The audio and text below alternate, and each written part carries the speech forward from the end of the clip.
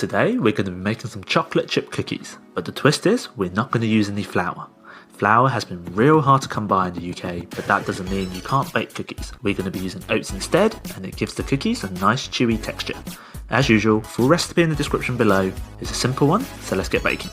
Okay, so the first and most important ingredient is the oats. I use jumbo oats here, but you can really use any kind, and that includes porridge oats, which is still quite easy to get in supermarkets. To make a replacement for plain flour and all-purpose flour, we're going to grind it up in the blender or use a food processor for about 30 seconds to a minute.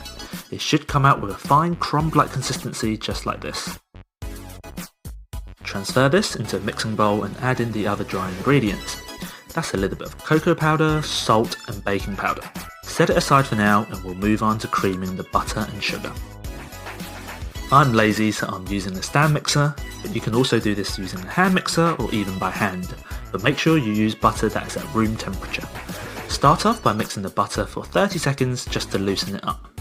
Once it's pale and fluffy, add in the mix of brown and white sugar and beat it for another 3 to 4 minutes on a high speed. The molasses in the dark brown sugar will make the cookie extra chewy.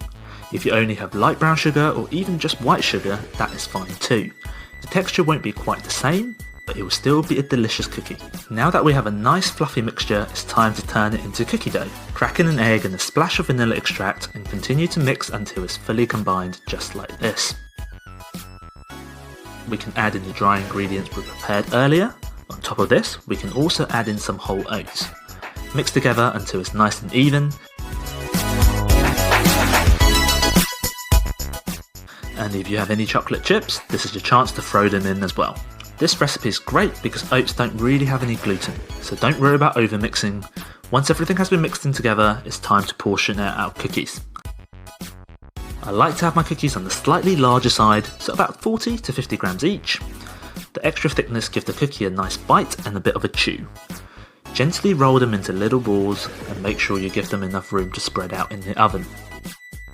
Throw them in the oven at 170 degrees Celsius or 340 Fahrenheit for 13 minutes. Unlike the traditional cookie recipes, there's no need to freeze them or put them in the fridge because the oats will give it enough structure not to spread out too much. And after 13 minutes, they should come out the oven looking golden and delicious. If you have the willpower, give them some time to cool before digging in. Now, some of you have been commenting here or messaging me on Insta about not being able to get any flour. A little tip from me is to ask your local bakery if they can sell you some. My bakery has started doing it and it has been great.